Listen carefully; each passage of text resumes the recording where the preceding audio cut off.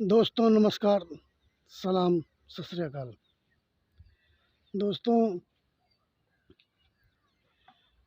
संसार में गरीब कई प्रकार के होते हैं। कुछ गरीबों का मैं जिक्र करना चाहूँगा जो आज के समाज में लोग जी रहे हैं। कुछ दिखाई देते हैं, कुछ नहीं दिखाई देते हैं। जो रोड पर सो रहे हैं, बगल से ट्रक निकलती है, कभी कुछ लोग डिसबैलेंस होने पर कुचले भी जाते हैं। कुछ लोग भीख मांगते हैं, बच्चे भीख मांगते हैं, वो दिखाई दे रहे हैं। लेकिन कुछ ऐसे गरीब हैं जो दिखाई नहीं देते, जिनकी तादाद बहुत ज़्यादा है, इनकी संख्या बहुत ज़्यादा है, लेकिन ये दिखते नहीं हैं। ऊपर से उजले उजले कपड़े हैं, साफ सुथरे पहने होते हैं, कर्ज में बुरी तरह डूबे हुए हैं, लेकिन अपने आप को छुपा कर रखते हैं। हैरान परेशान हैं। कहीं लड़की की शादी में उन्होंने पैसा ले लिया है, इसलिए परेशान है। कहीं परिवार चलाने में दिक्कत आ रही है, कर्जे में डूबे हुए हैं। तो दोस्तों, संसार में कई प्रकार के गरीब हैं और कुछ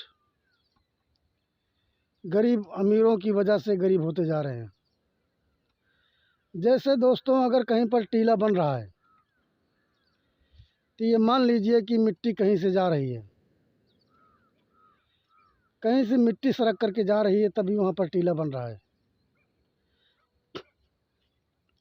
तो मतलब साफ है कि अगर अमीरी बेतहाशा बढ़ रही है तो गरीबी बढ़ रही है। यही कारण है कि अमीरी बढ़ रही है। जैसे रेगिस्तान में टीले बन जाते हैं, बालू उड़ उड़ करके एक जगह इकट्ठा होने लगती है, तो वहाँ पर टीले तैयार होने लगते हैं। वहाँ पर टीले तैयार हुए तो कहीं पर गड्ढा बन रहा है। मतलब साफ है, अगर कहीं दौलत इकट्ठा हो रही है तो कहीं से जा रही है। ये दोस्तों विडम्बना है कि सरकारें भी उन्हीं का सहयोग कर रही हैं। अमीर अमीर होता जा रहा है, गरीब और गरीब होता जा रहा है। तो कारण साफ है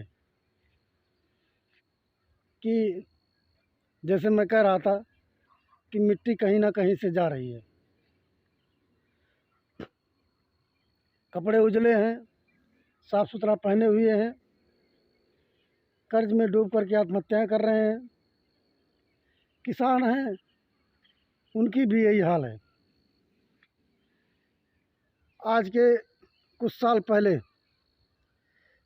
जहां कर्जदारों की संख्या 13%, 17%, 7% हुआ करती थी, वहाँ आज कर्जदारों की संख्या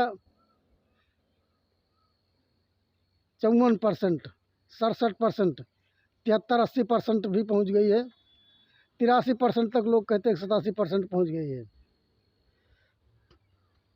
गांव में भी देखा जा रहा है कि ये जो छोटी छोटी फाइनेंस कंपनियां हैं, गांव में पैसा बांट रही हैं और लोग उनसे पैसा लेकर के मजबूरन कर्जदार बन रहे हैं।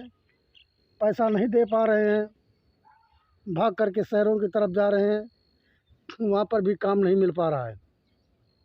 वापस फिर अपने घरों को आ रहे हैं, फिर वहीं पर बोझ बन रहे हैं। काम धंधे नहीं चल रहे हैं। जो दिहाड़ी मजदूरी करते थे उन्हें भी काम नहीं मिल पा रहा है। लोग कहीं से कर्ज लेकर के छोटा मोटा धंधा चला रहे हैं, लेकिन देश की क्रय शक्ति कमज़ोर होने के नाते धंधे भी नहीं चल पा रहे हैं, बिक्री नहीं हो पा रही। कारण क्या है? ख़रीदार नहीं है। अब दुकानें ज़्यादा हों और ख़रीदार कम हों तो बिक्री कैसे हो पाए? तो गरीबी बेतहाशा बढ़ रही है। मंदी जो है वो अब महामंदी में बदल गई है। लोगों का जीना दूभर हो रहा है। हैरान परेशान आदमी इधर से उधर भटक रहा है।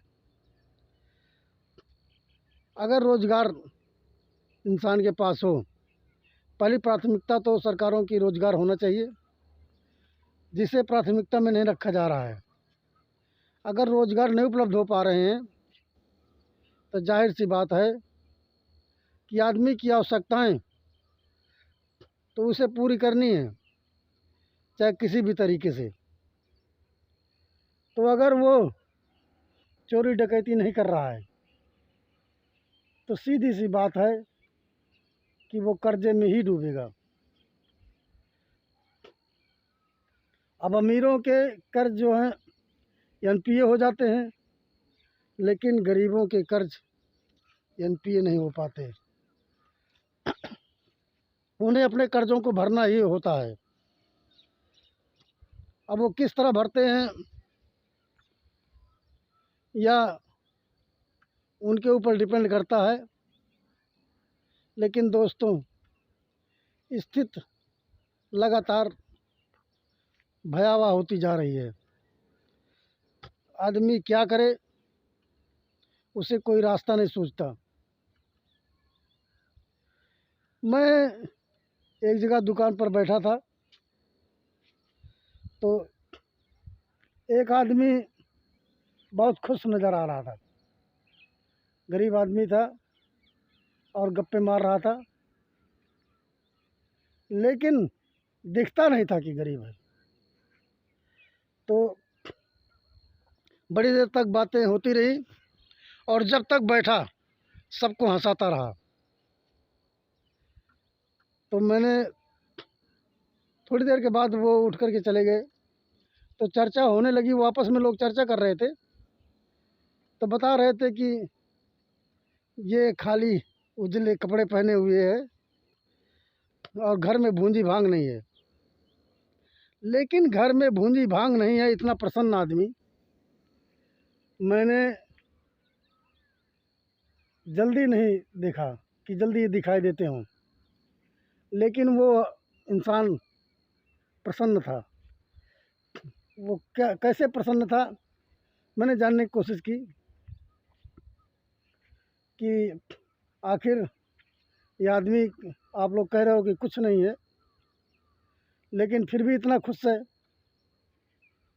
बोले भैया उसकी खुशी का राज तो हम नहीं जानते,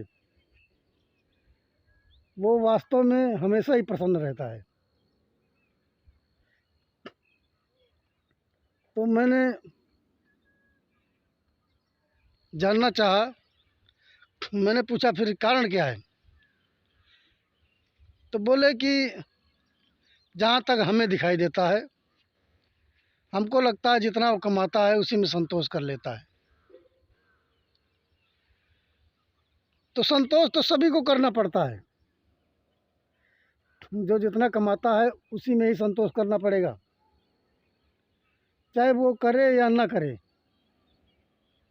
अगर संतोष नहीं करता है, चोरी डकैती करता है, तो परेशानी उसको और खड़ी हो जाती है। या चिंताएं करने लगता है, चोरी डकैती नहीं करता है, रात दिन चिंता में रहता है, तो शरीर गलना शुरू हो जाती है। तो दोस्तों, लेकिन जो मन से प्रसन्न होकर के अपनी कमाई पर संतोष कर लेता है, अपनी आवश्यकताओं की पूर्ति कर लेता है, अपनी आवश्यकताओं को कम से कम रखता है, वास्तव में प्रसन्न होता है। लेकिन वहीं जिसकी लालसाएं बढ़ती हुई चली जाती हैं, वो अपनी लालसाओं पर, अपने दिखावे पर काबू नहीं पाता। वो ज़्यादा से ज़्यादा अपने आप को दिखाने की कोशिश करता है, अपने आप को आगे से आगे दिखाना चाहता है, अपनी मान भाई प्रतिष्ठा के लिए दौड़ता रहता है। उसे परेशानी से कोई बचा नहीं सकता, फिर गरीबी उसका साथ नहीं छोड़ती। तो दोस्तों, इस वीडियो को यहीं पर समाप्त करना चाहूँगा। नमस्कार।